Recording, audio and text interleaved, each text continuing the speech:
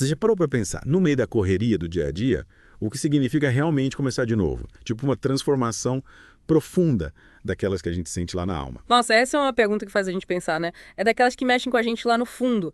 E pelo que eu vi do material que você separou pra gente hoje, acho que vamos mergulhar de cabeça num conceito bem específico sobre essa mudança radical.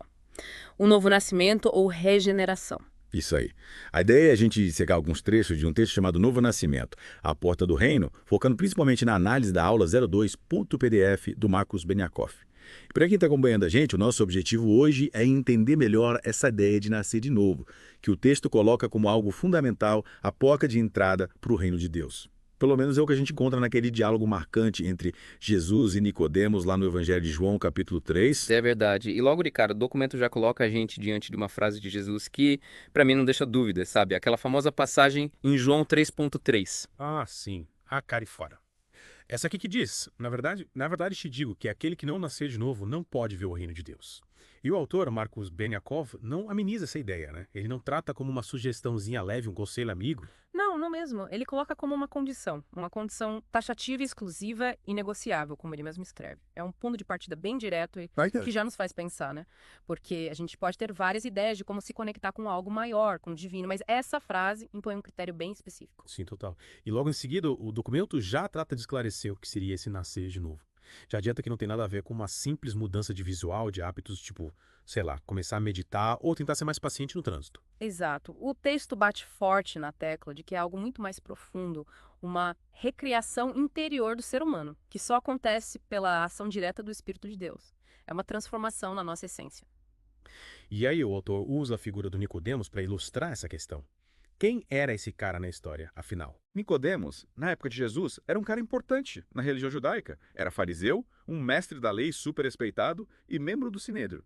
Pensa tipo o Supremo Tribunal Religioso da época. Ou seja, ele era um cara que, no papel, tinha um currículo religioso impecável, como o próprio texto destaca. É, tipo, o cara que aparentemente já tinha cumprido todos os requisitos, né?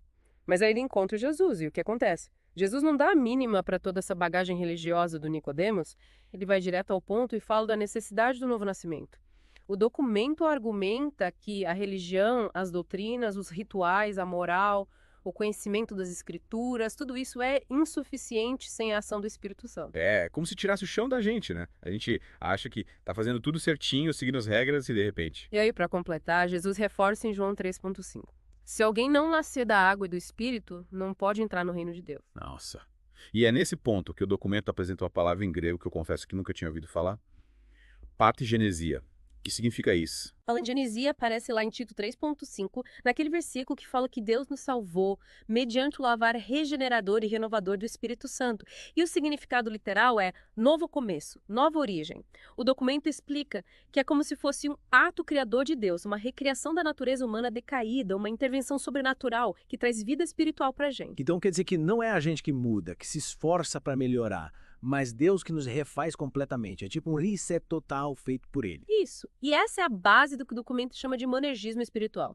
Essa palavra significa basicamente que a regeneração é obra exclusiva de Deus. Monos é um só e ergon é trabalho. Ou seja, Deus faz todo o trabalho. Entendi. E por que essa ênfase toda, nossa incapacidade de fazer isso sozinhos? O documento se baseia em Efésios 2,1, que descreve a gente como estando espiritualmente mortos. E como alguém morto não pode voltar à vida sozinho, a gente também não consegue, por conta própria, iniciar essa transformação espiritual. Faz sentido? Em que passagens da Bíblia sustentam essa ideia de que é Deus quem faz tudo? O texto menciona algumas. João 3,8, por exemplo, fala que o vento sopra onde quer.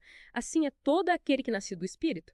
A comparação é que a gente não controla o vento, assim como não controla a ação do Espírito. Romanos 9,16 também fala que não depende de quem quer ou de quem corre, mas de Deus usar de misericórdia. Ou seja, nossa boa vontade, nosso esforço, não são o fator decisivo. Pelo menos não para iniciar a regeneração. O documento explica as implicações disso. A graça é eficaz, ou seja, Deus age e a pessoa responde com fé.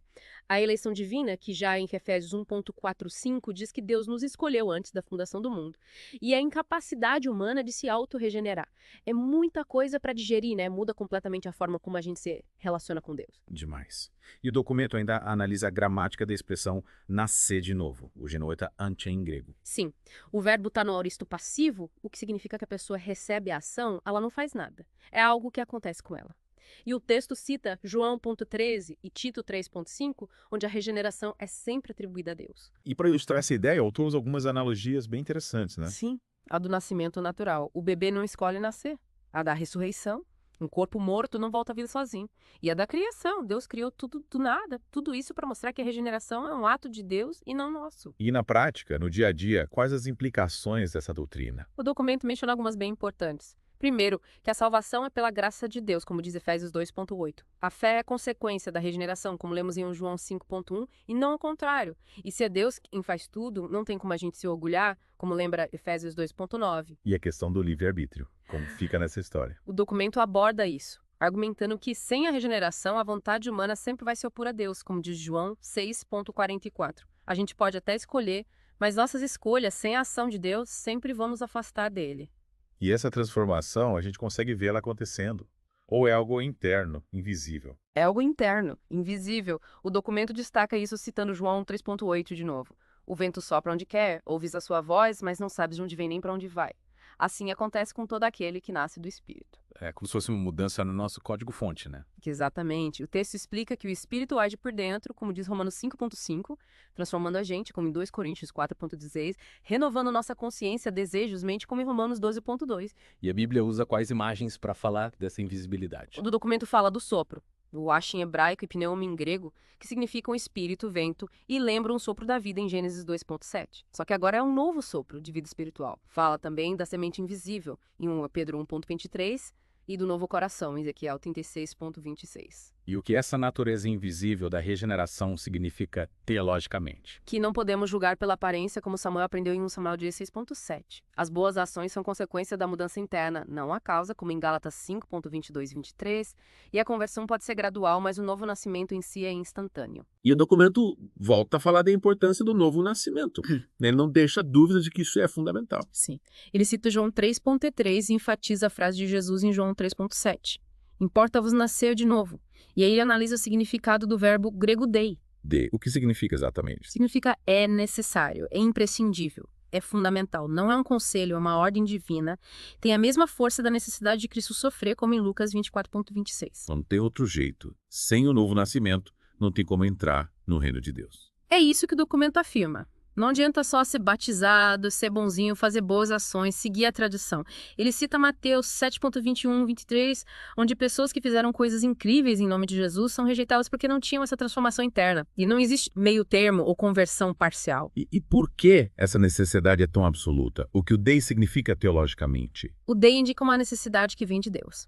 Em João 3.7, o novo nascimento tem a mesma importância da crucificação de Cristo. É essencial para a salvação. E o que mais o documento fala sobre o Dei? Ele mostra a incapacidade humana de gerar vida espiritual, como Jesus fala em João 3.6, e que isso exclui qualquer tentativa de autorregeneração. O texto cita vários exemplos bíblicos com Dei, como João 3.14, Atos 4.12, Atos 9.6, Atos 27.24, sempre se referindo a aspectos cruciais do plano de Deus. E a conclusão dessa parte do documento é bem forte, né? Com certeza. A frase importa-vos nascer de novo é vista como uma declaração da soberania de Deus, um decreto que não podemos ignorar, uma divisão entre o velho e o novo homem, como em 2 Coríntios 5.17, e um julgamento sobre a nossa condição humana sem a transformação de Deus. E voltando ao Genote Chantre, o documento explica melhor o significado. Sim, a tradução literal é nascer do alto, mas também pode significar nascer de novo. Jesus enfatiza que a nova vida vem de Deus, não de nós. E quando Jesus fala de água e espírito em João 3.5, como o documento interpreta? Ele diz que não se refere apenas ao batismo, mas a uma metáfora de Ezequiel 36.25-27. Água é purificação, espírito é renovação. Ambas são inseparáveis na regeneração, que é a obra de Deus. E o Espírito Santo tem um papel central em tudo isso, né? Sim. Em João 3.8, Jesus diz que o novo nascimento é obra exclusiva do Espírito Santo. E o documento relaciona a palavra pneuma, que significa espírito, vento, sopro, com o sopro da vida em Gênesis 2.7.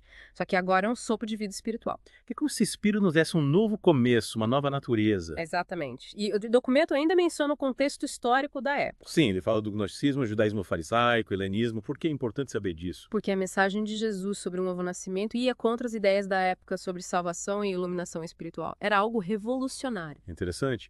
E para a gente concluir, o documento analisa João 3.19, menciona João 3.16. Ele destaca os pontos-chave do diálogo de Jesus com Nicodemos, a busca de Nicodemos, a ênfase na transformação interior, a dificuldade de Nicodemos em entender o significado de água e espírito, a diferença entre carne e espírito, a necessidade do novo nascimento, a comparação com o vento. E ele reconhece a importância de João 3,16 no contexto do reino de Deus. Então, para quem acompanhou a gente até aqui, qual a principal mensagem que fica? A necessidade absoluta do novo nascimento, uma mudança radical feita por Deus. É a única forma de entender e entrar no reino de Deus, não importa a religião ou as boas obras. E qual o versículo-chave que o documento mais cita? Se alguém não nascer de novo, não pode ver o reino de Deus. João 3,3. Essa é a base de tudo. E para você que está ouvindo a gente, fica a pergunta.